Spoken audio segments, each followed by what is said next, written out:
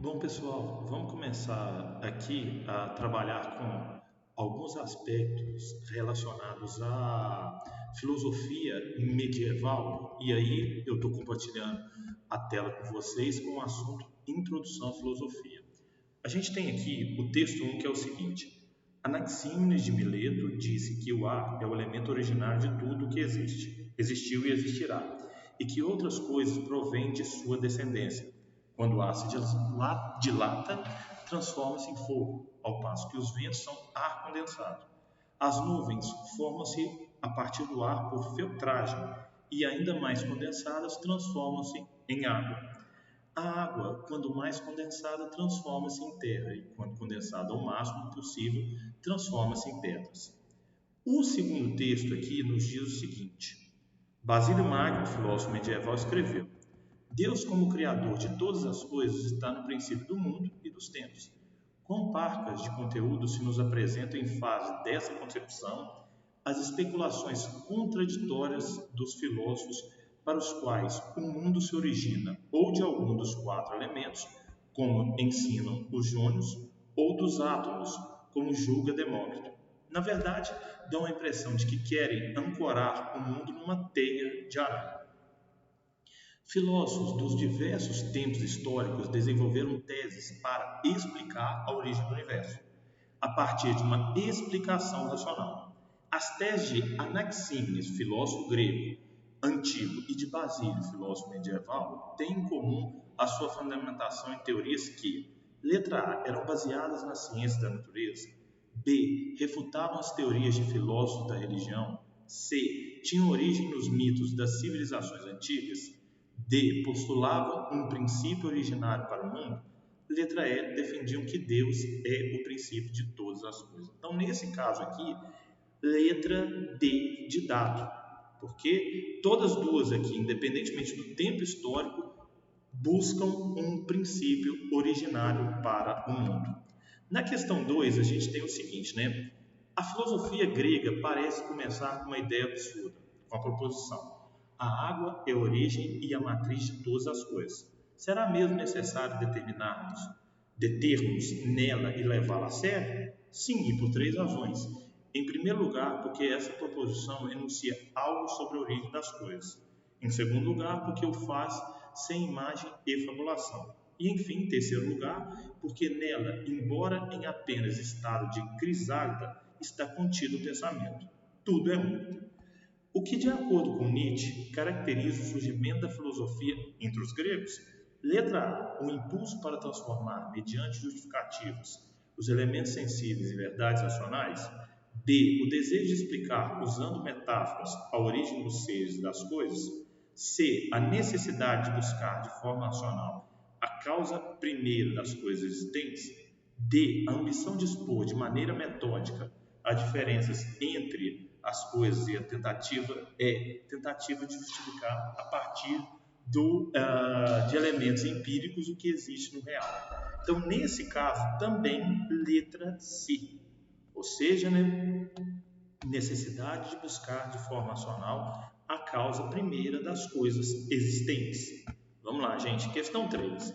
A atividade atualmente chamada de ciência tem se mostrado fator importante no desenvolvimento da civilização liberal. Serviu para eliminar crenças e práticas supersticiosas, para afastar temores brotados da ignorância e para fornecer base intelectual de avaliação de costumes herdados de normas tradicionais de conduta.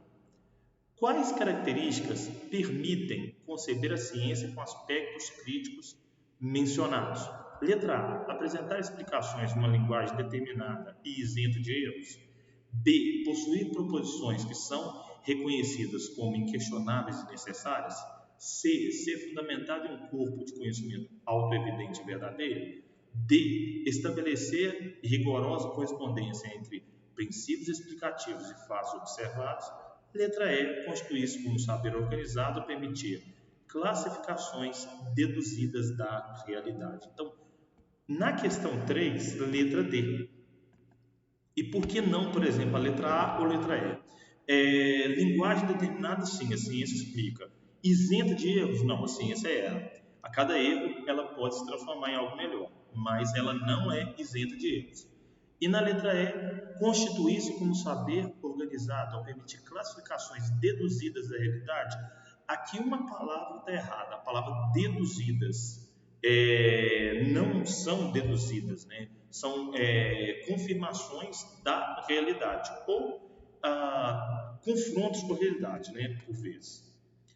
Na questão 4, temos aqui o seguinte: Deleuze e Guattari entendem a filosofia como possibilidade de instauração do caos. Nesse sentido, a filosofia é capaz de criticar a si mesma e também outras formas de pensar e agir. Com relação à filosofia, podemos afirmar: letra A filosofia não é um conhecimento absoluto e não permite uma atitude crítica sobre todos os saberes. A filosofia impõe verdades e não permite que se recriem os espaços de discussões. B. A filosofia não é um conhecimento exato, uma atitude desprovida de crítica sobre todos os saberes. A filosofia não impõe verdades, mas cria e recria constantemente espaços de discussões. C. A filosofia não é um conhecimento acabado, mas uma atitude crítica sobre todos os saberes. A filosofia não impõe verdades, mas cria e recria constantemente espaços de discussões. Letra D. A filosofia não é um conhecimento, mas uma atitude dogmática sobre todos os saberes. A filosofia impõe verdades e exclui as pessoas dos espaços de discussões. Letra E. A filosofia é uma atitude contrária ao conhecimento racional e que impõe a tudo e a todos o senso comum e uma maneira despreocupada de produzir conhecimento. Bom, nessa questão, na questão 4, letra C, que inclusive está muito parecida com a letra B. Então, todas as duas, a filosofia não é um conhecimento acabado, na C. A filosofia não é um conhecimento exato, na B. Isso aqui é certo. Uma palavrinha está errada na B, desprovida de crítica. Muito pelo contrário, ela é uma atitude crítica sobre todos os saberes. Ela tem muita crítica sobre todos os saberes. Sendo assim, letra C.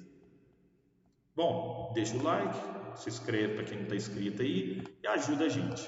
Antes da gente ir para a questão 5. A filosofia surgiu nas colônias gregas da Magna Grécia, entre o final do século VII e o início do século VI a.C. Várias condições históricas propiciaram o surgimento dessa forma de conhecimento, que iria influenciar decididamente o Ocidente. Entre outras causas, o surgimento da filosofia é correto afirmar. Ou seja, por que a filosofia surge conforme as alternativas que temos aqui embaixo? Letra A, por conta da arte, da invenção da arte náutica, da matemática e da astrologia. B, a invenção da política como o surgimento da lei, como instrumento regulador das ações humanas em conjunto, e a descoberta do espaço público, onde o discurso mítico e enigmático é substituído por aquele persuasivo, acessível a todo cidadão que pôde então argumentar racionalmente, sustentando sua tese contra os demais. C. A introdução de pesos e medidas nos territórios da Grécia por parte dos orientais. D. A invenção da lógica, que definiu as regras do silogismo, tornando possível o tratamento científico da opinião pública e abatendo a pretensão dos sofistas de manipulá-la. Letra E. A invenção do Estado e a atuação direta do mesmo junto à vida dos cidadãos gregos apenas. Então, nessa questão 5, temos aqui a letra B. Invenção da política como surgimento da lei, como instrumento regulador das ações em conjunto, descoberta do espaço público, enfim, essa aqui é a mais completa quando se fala sobre o surgimento da filosofia aqui na Grécia Antiga. E para a gente terminar, hoje eu farei um número maior de questões na tentativa de ajudá-los, pessoal. A gente tem aqui uma letra, uma música, né, cantada aqui pelo Lulu Santos, que diz o seguinte, né? Nada do que foi será, de novo do jeito que já foi um dia. Tudo passa, tudo sempre passará. A vida em ondas como o mar, num indo e vindo infinito. Tudo que se vê não é igual ao que a gente viu há um segundo. Tudo muda, o tempo todo no mundo. Então, Da mesma forma como canta o poeta contemporâneo que vê a realidade passando por como uma onda, assim também pensaram os primeiros filósofos, conhecidos como pré-socráticos, que denominavam a realidade de physis. A característica dessa realidade, representada também na música de Lulu Santos, é o letra A, fluxo, B, estática, C, infinitude, D, desordem, E, multiplicidade. Então, nesse caso, tudo que se vê não é igual ao que a gente vê um segundo, tudo muda o tempo todo no mundo. A letra A ideia de fluxo, né? Tudo está passando, tudo muda. Então, lembrando lá de Heráclito, Parmênides, no qual um fala que tudo é permanência, o outro fala que tudo é mudança, você não pode se banhar no mesmo rio duas vezes, pois você e as águas não serão as mesmas, e assim por diante. Pessoal, então eu termino o vídeo por aqui, desejando a maior sorte do mundo para vocês e até um próximo vídeo.